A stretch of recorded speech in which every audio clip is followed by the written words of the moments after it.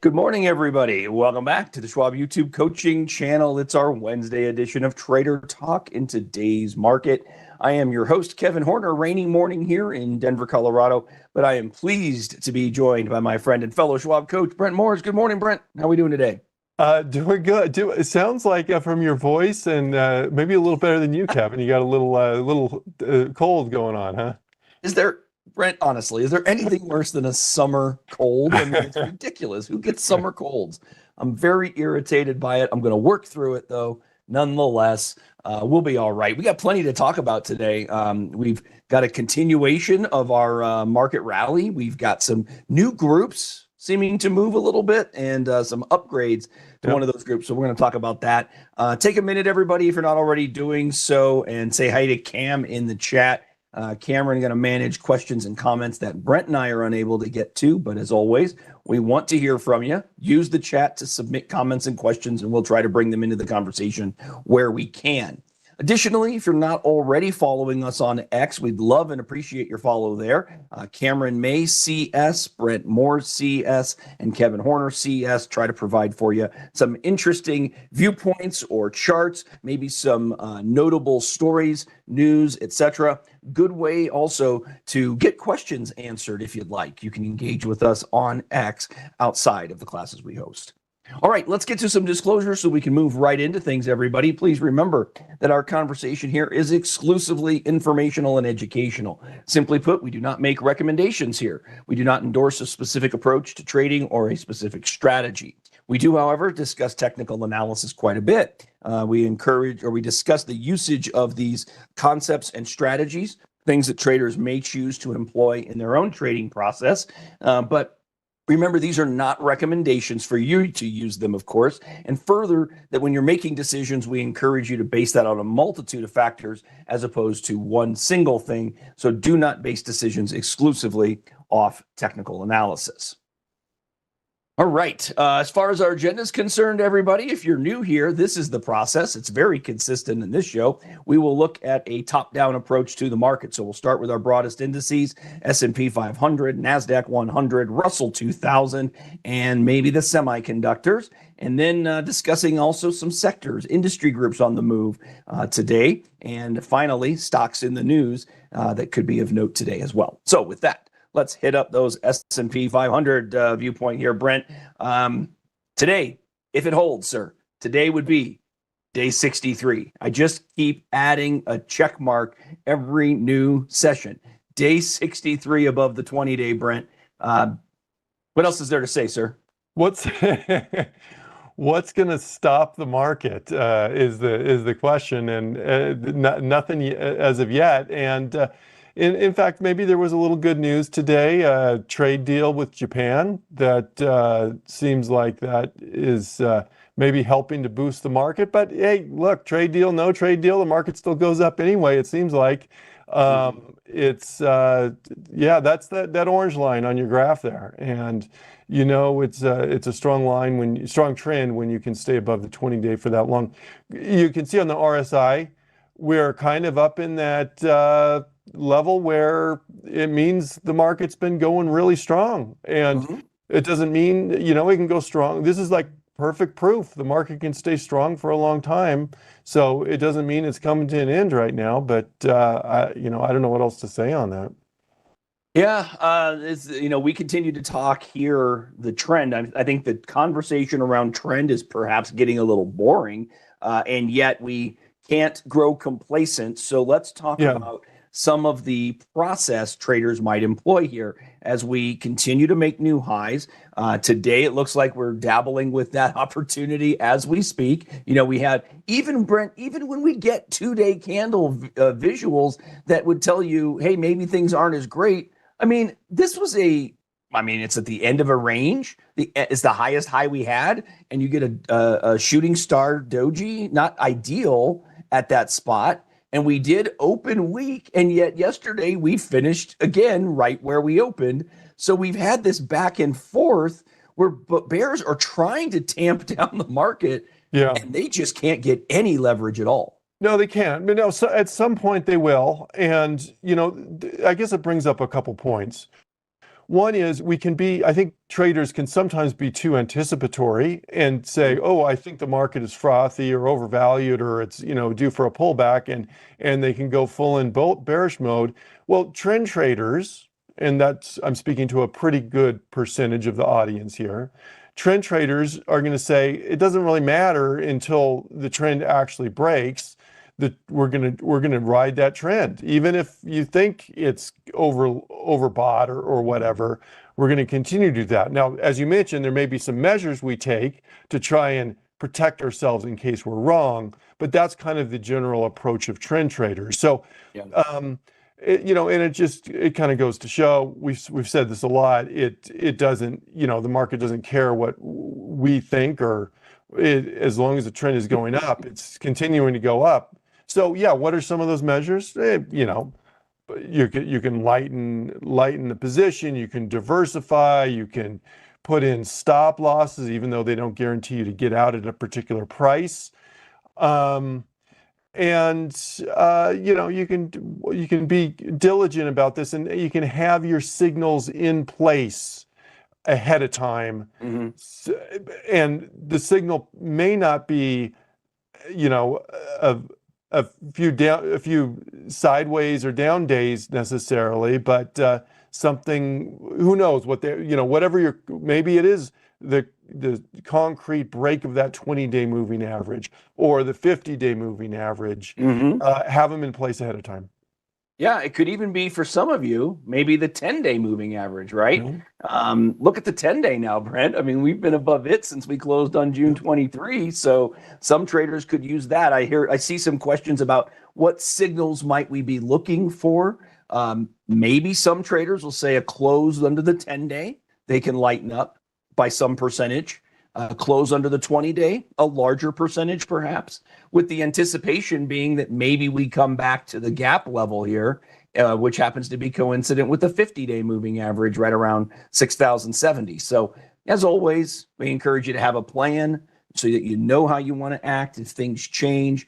But it's really difficult to suggest that we should be taking action against the trend here, because the trend just keeps grinding higher. And I know for a lot of us that feels uncomfortable in the moment because we can't validate necessarily. You can't understand why it just continues to grind. The underlying reasons might not be as obvious, but the point is, let's not fight against what's working, what's happening here. Let's continue to work with the trend. That's just a common approach for the most part. So like we always say, define how you view confirmation. What will you look for as a valid change of trend? We certainly don't have that at this moment, but we'll see if we get any changes here in the near term. Brent, we're going to move on to the NDX. Very similar discussion, very similar situation. Leadership in the NDX, obviously from Tech. Tech has been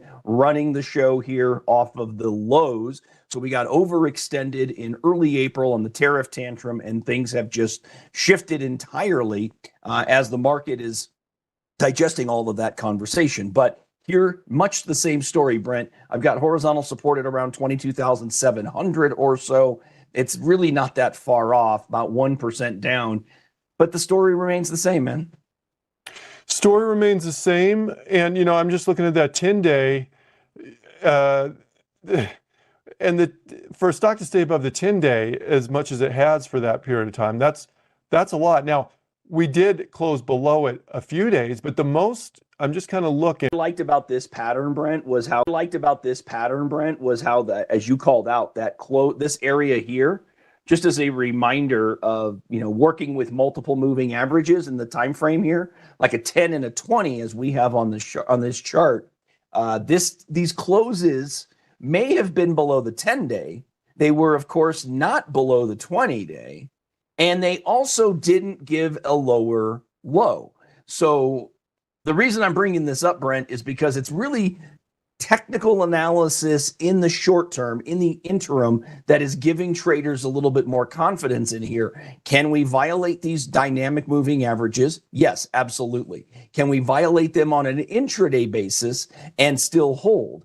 And if we do hold, Brent, just how frequently do we see holds come into play based on a horizontal level of support while intraday violating that dynamic trend line? It happens pretty frequently, doesn't it? Absolutely. And from the standpoint of today, one way to approach to do it is look back in history and see what it's done in the past. And that's no guarantee of what it's going to do in the future, but you get a sense for what kind of pullbacks we've seen. And therefore, when you see that pullback in the future, maybe it's not quite as concerning. Now, if a pullback in the future is out of character with what we've seen over the past few months, then maybe it becomes a little bit more concerning.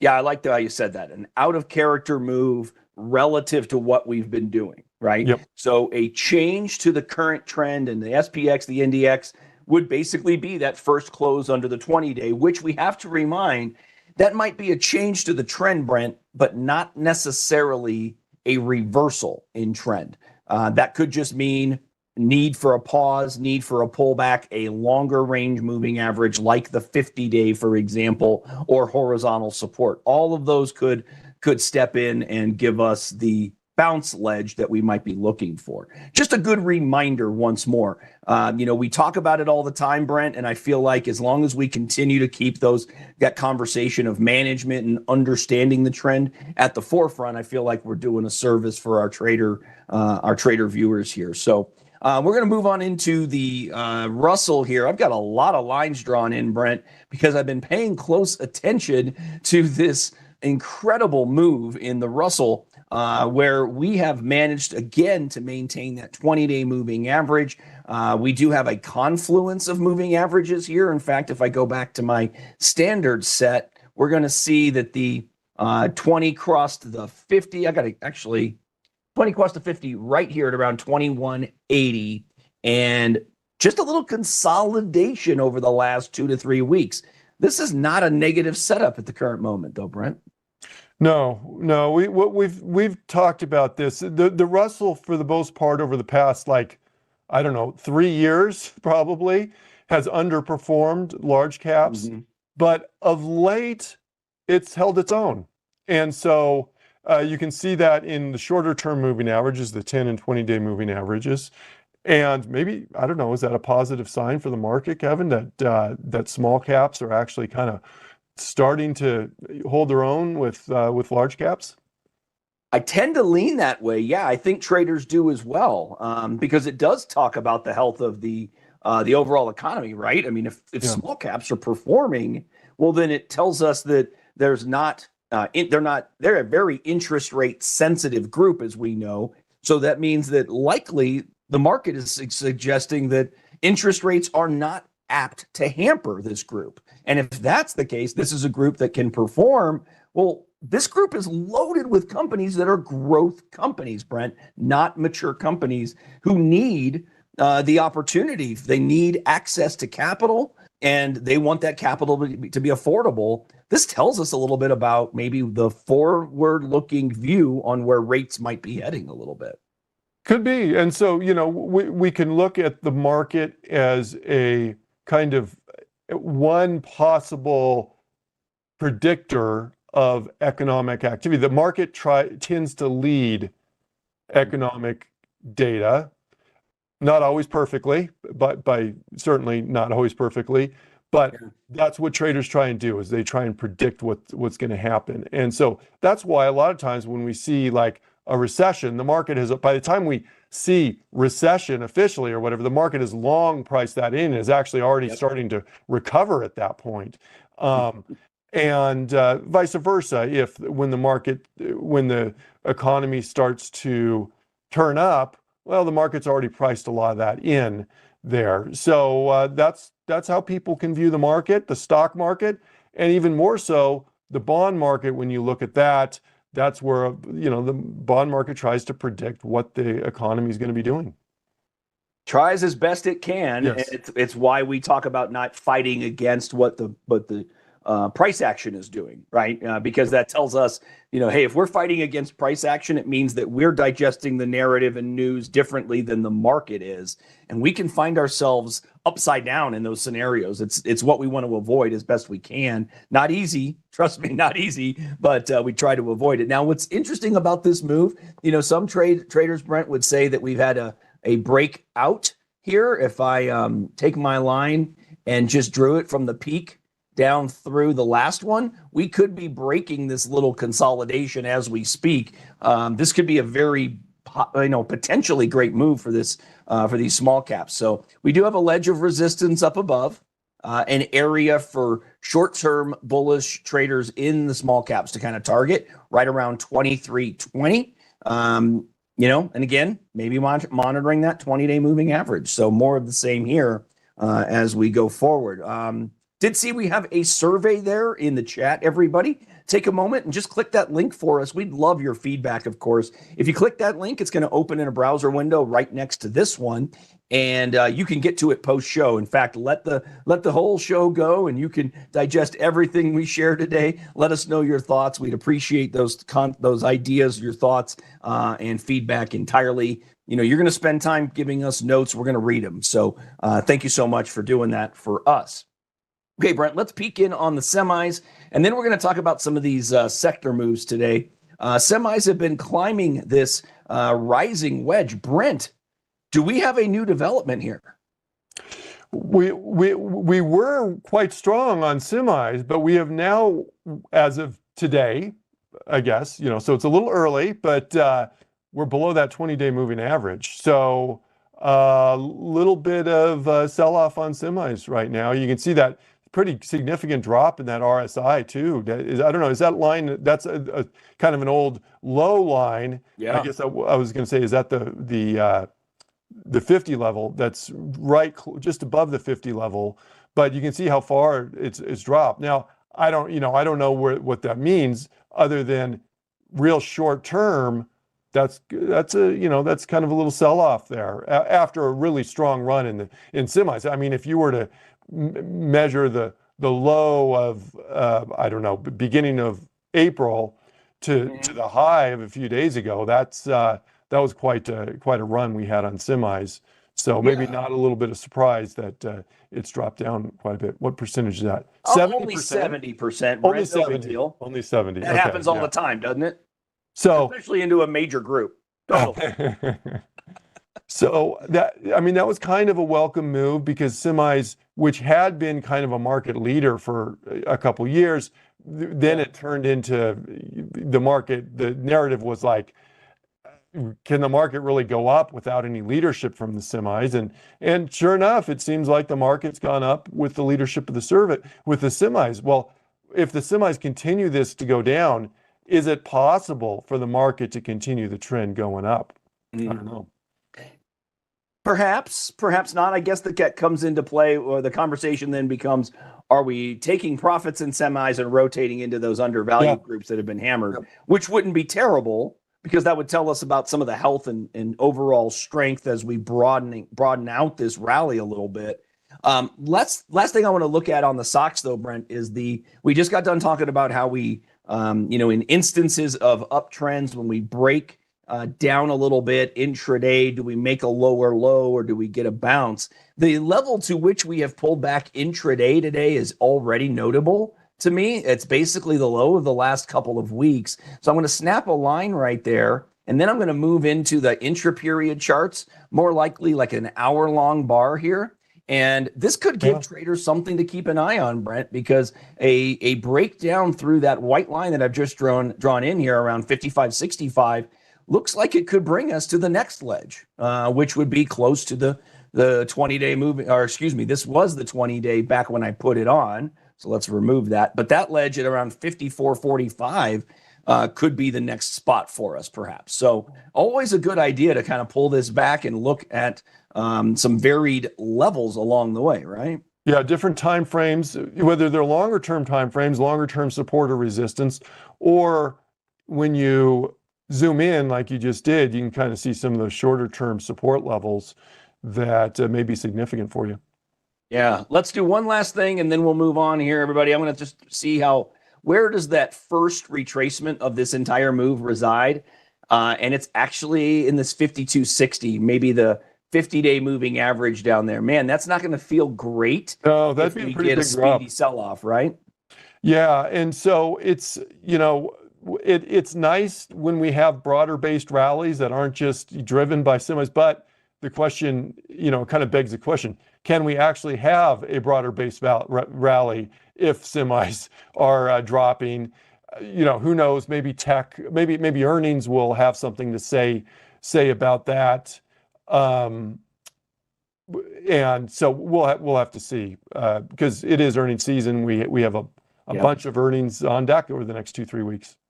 Some names we are all kind of familiar with, right? We're going to be hearing from Alphabet this afternoon, IBM as well, and some company in energy. I think they're electric vehicles. Tesla, that's them. Yeah, right.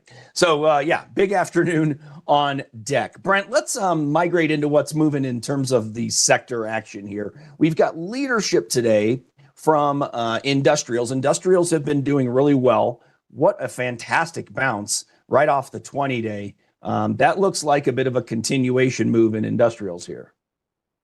Yes, it does. That is a classic bounce off the moving average, strong trend, and that's a good sign. I mean, that's been kind of a traditional sign of a strong market. That's the whole principle of part of the principle of Dow theory is industrials, Dow Jones Industrial Average. That's why it ever, came about in the first place. I think is industrials have kind of been representative of the economy, and so we've seen some economic optimism, and I think we've seen that reflecting in industrials as well. Yeah, and it continues to run. I mean, the leadership have basically been, in terms of returns on the S&P, led by tech, but secondarily industrials as well. So a nice move here. Today, we're also getting a good pop in a group that has lagged quite a bit. Now, it's a bit of a continuation move. Healthcare found a short-term bottom yesterday and rallied pretty well off of it. And I thought this was quite notable. We've got a pretty clearly defined range now. To this point in the morning, you're not going to like that candle, Brent. But nonetheless, the opportunity persists. I mean, we're above the two major moving averages, the 20 and the 50, those short and intermediate term. And we've been struggling as we're trying to find a bottom in healthcare. And of course, the conversation around healthcare from the administration side of things, the White House in particular, has been very against healthcare in general, wanting to reduce prices, or at least stating they're wanting to reduce prices and healthcare costs. I think that's having a dramatic impact on the space, but got a big bounce yesterday, get a little continuation today. If that candle goes back to the way it started today, Brent, this is going to give you the impression we could at least challenge the height of the range here. But what are you looking at in healthcare? Yeah, I mean, but this, like, this chart, this healthcare chart, if this were tech, you would expect the market as a whole. When we looked at the S&P 500 or the Nasdaq, it wouldn't be looking so healthy. But healthcare is a smaller sector, so we could say the markets as a whole are doing pretty well, even though healthcare has been kind of a dud of late. Well, short term, maybe some upward momentum here. But a pretty defined potential resistance level on that. Yeah, we'd like to see, I mean, if you're a trader of the space, obviously you'd like to see the trend change here. We don't have any clear indication of that just yet. We've got a ways to go to find even the 200-day moving average. But, an interesting spot for a bounce. Yeah. Maybe some ideas of short-term support against which traders can base some next decisions potentially. But I thought that was a notable move there yesterday. Yeah, one other thing, healthcare. One other thing, Kevin, in the chat, Chris said, bit of a defensive rotation. Let me just kind of... So, yeah, I mean, maybe short-term, that's perhaps where we are. We've seen the stocks fall and healthcare go up a little bit. And, healthcare has traditionally been kind of more of a defensive sector. And when we say defensive sector, what we mean is a sector that tends to do better when there's more slowdown in the economy or in the market, those tend to outperform. Sectors like staples and healthcare and utilities, those are kind of defensive sectors. So real short term, maybe, probably a little early to put too much weight into it, I think, but it is in the short term. I think that's a valid comment there, Chris. Yeah, Brent, I agree. Looking at those bottom four over the last month, our laggers have been those defensive groups: staples, energy, real estate, healthcare. The one that I would have expected to stay down there and is not is utilities. And again, we just got done talking about the impact of rates potentially lifting small cap. But this is also a group that could get lifted by a decrease in yields, and that's utilities. If rates, I should say, are going to continue lower, for example, well, then rate harvesters, people looking for yield, Brent, are going to go to the groups that they can find that yield. And commonly that's in utilities. And this has been an absolute breakout here. What a great move you've seen over the last week plus. Yeah, well said, Kevin. This is a very interest rate sensitive sector. And that's a huge, that's a big move. So we'll see. But what we have seen from yields, thinking of the 10-year in particular here, it has mellowed down a little bit, but it doesn't seem like it's going anywhere very fast to a significant degree. We're still in the 4.2, 4.3, 4.4 range ish. And I don't know what it's going to take to get below, 4.1, or that seems a long ways off. So it seems like, a drop in rates have occurred to a certain extent, but not to the degree that a lot of people are hoping. Yeah, and I guess what I'm thinking about here at this point now is that we are reminding ourselves of the forward-looking view on the overall market, and further that maybe the idea is that rates are going to come lower. We are seeing traders position for rate cuts between now and end of the year as well. So we'll see how that goes as we move forward. Okay, Brent, let's take a look at a group that has been on the move very recently. And this is not one we would generally get to, but there may have been a shift here, everybody. And I'm looking at the home construction. This is total home construction, so think of new home builds. Brent, there has been a shift here since early June in this downtrend. Now, we're at the 200-day moving average. It remains to be seen whether this is going to get us out of the downtrend here, but a very significant move in the most recent month or so, nonetheless.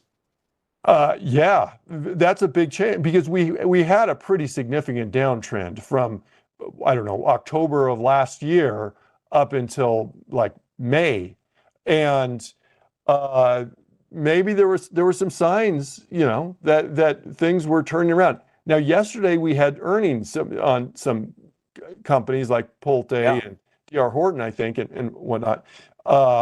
And so you see that huge jump yesterday on that. But I think what your point is, Kevin, is that, yes, yesterday was very nice, but even before that, we had a nice little break of the trend on that. And you can see that reflected in the moving averages. The 20-day and the 50-day were both declining, and then nice little crossover there, right, kind of where you highlighted on that. That's a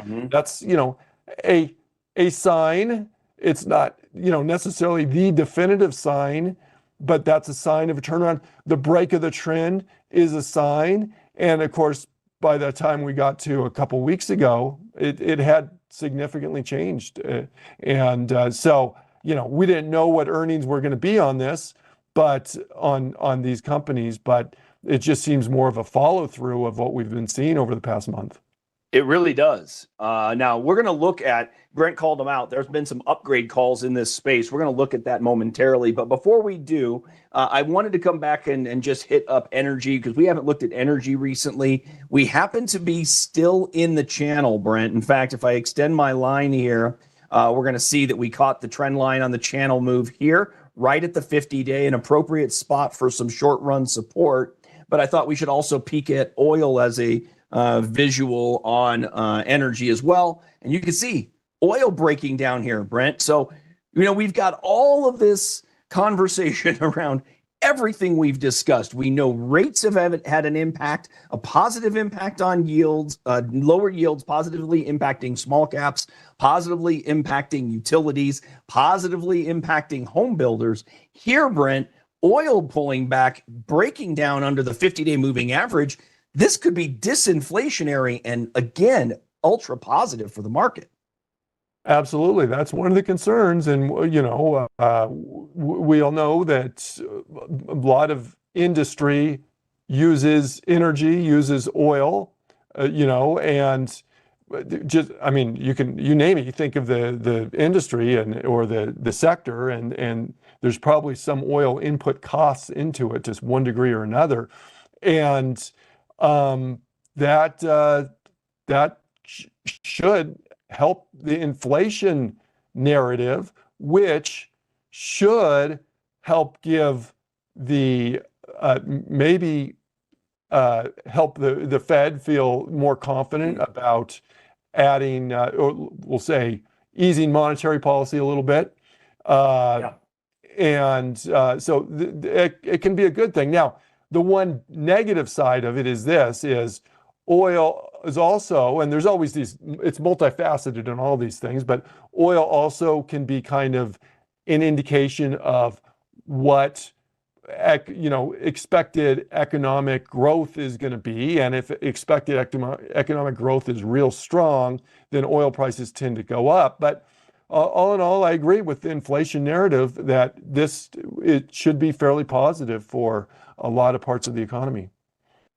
Yeah, we'll take more positivity as we can. I mean, if we want to stay bullish, we'll take whatever positivity we can get. The level to which we could fall on a break of the 50-day like this, there's certainly some support at about 64, not too far off, maybe $1 down to horizontal support there. We'll see if that maintains on energy. Brent, let's go ahead and get to some of those stocks in the news this morning. As we noted, we had some upgrades on 3 big home builders, all from Seaport Research, moving these builders out of neutral into buy on all 3. So I thought we'd hit these up. First one is Toll Brothers, and I'm going to give you the basics here, which is a target at 161. Reminder that no price target is guaranteed to be achieved, whether that's an analyst target or even a measured move target. But Brent, this has been nice since it got through this little gap zone in here, right? It looks like we even had a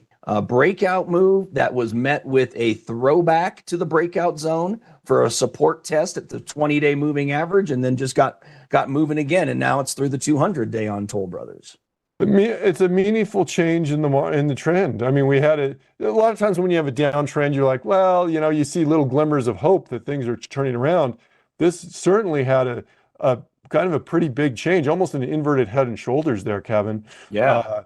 With the head being in early April, and there's a shoulder, and then a breakout above the neckline. That's kind of a nice little move there that we've had, continuing up with some nice flag patterns and above the 200-day. That's a real strong technical turnaround on that.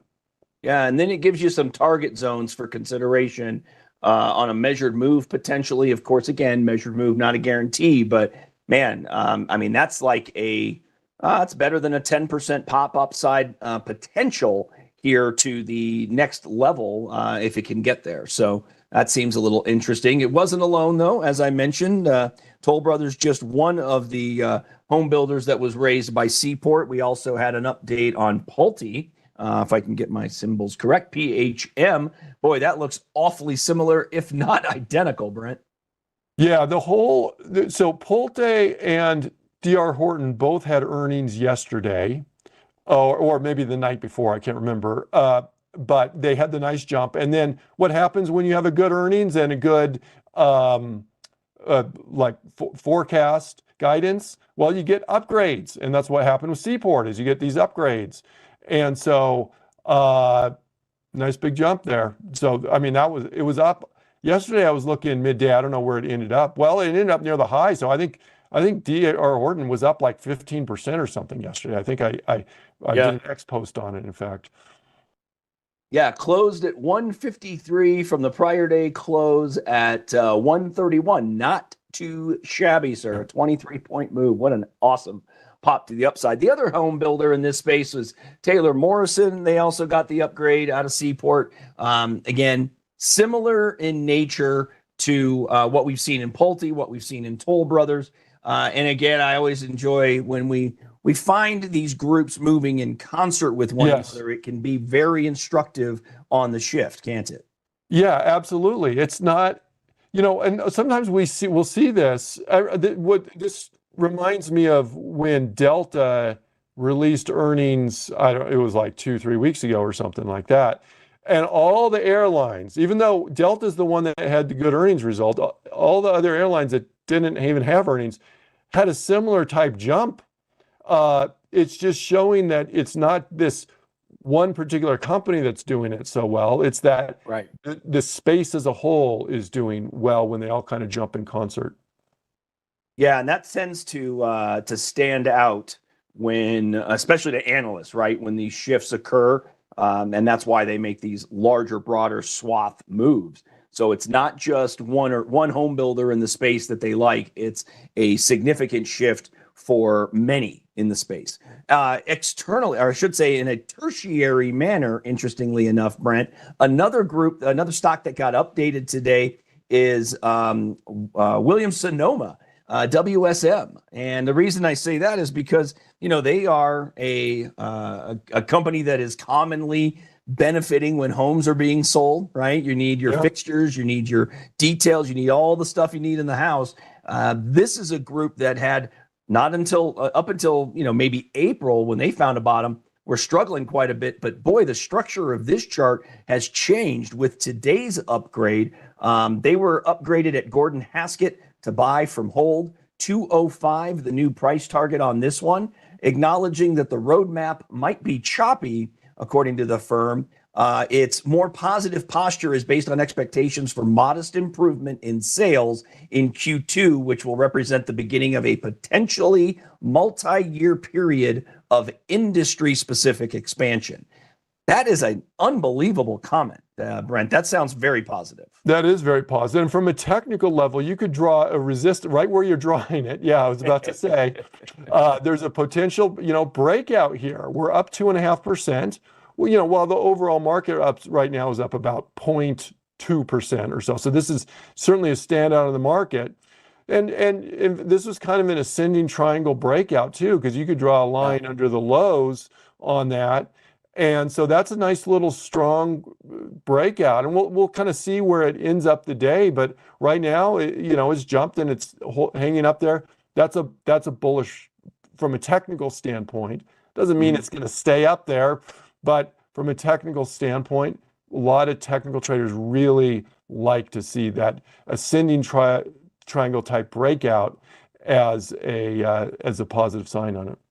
And I just wanted to speak to what is a common view if you're drawing your lines and whatnot. The traders will commonly think of the height or depth of their ascending triangle as the potential for a measured move on a breakout. And granted, I selected the mid-range here, Brent, because this was really the deepest point of the pullback once it got into this level. I ignored this depth here because, this is still in the midst of finding its bottom. This was an extended move that wasn't all tied to Williams-Sonoma, meaning it was a narrative that was broad-based.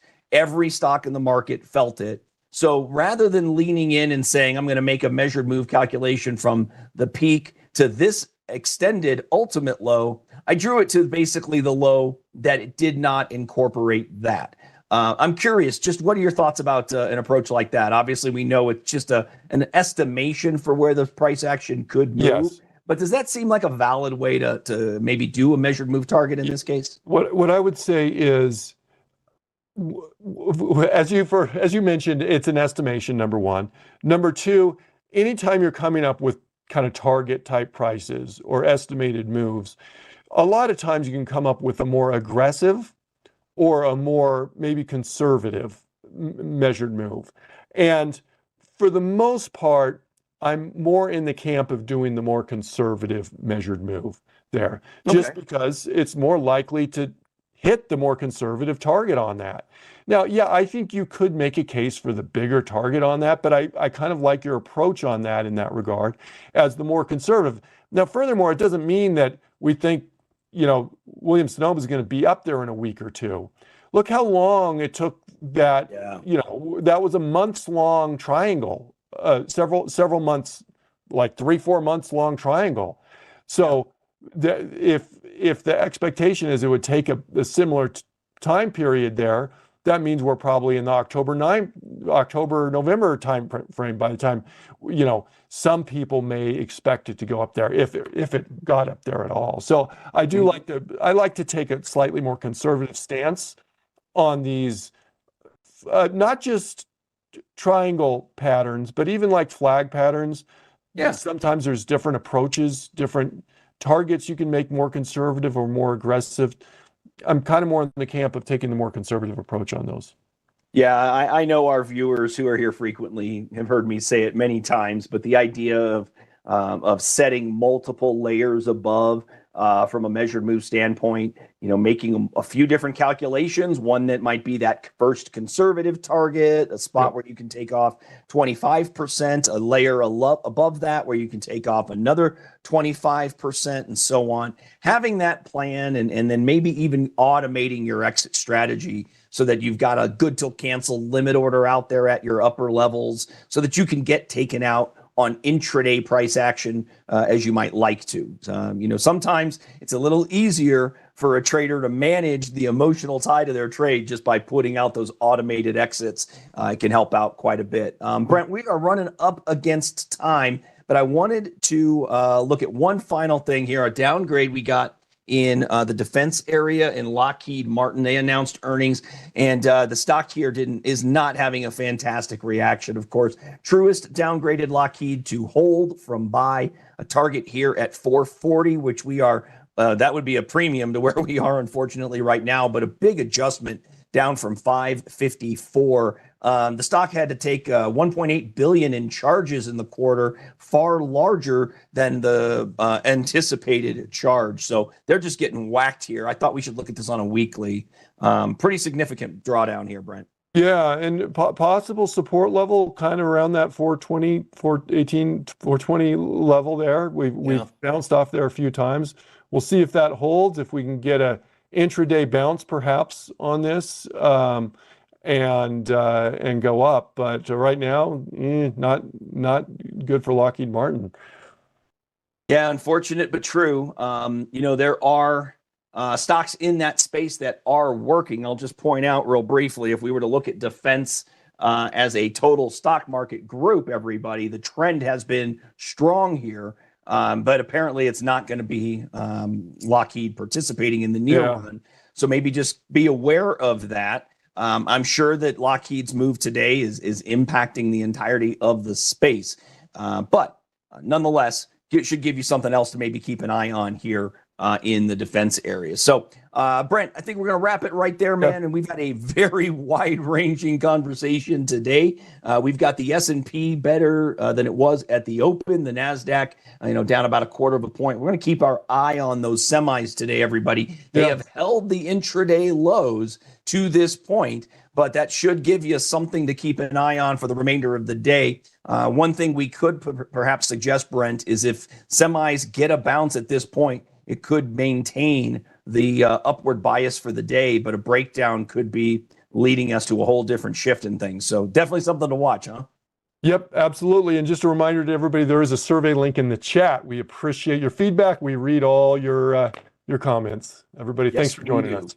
Yes, we do. Thanks, Brent. And thanks to Cameron May there in chat for managing that for us and getting those survey reminders out to all of you. We really appreciate you joining. Always more to come from us here on the channel. Everybody, keep it tuned right here. And if you like today's content, please hit that thumbs up button for us. We're going to get this reviewed and archived for you back into the archive within a couple of hours today. So thanks, everybody, for being here. Hope you all have a great rest of your Wednesday. We'll see you again real soon.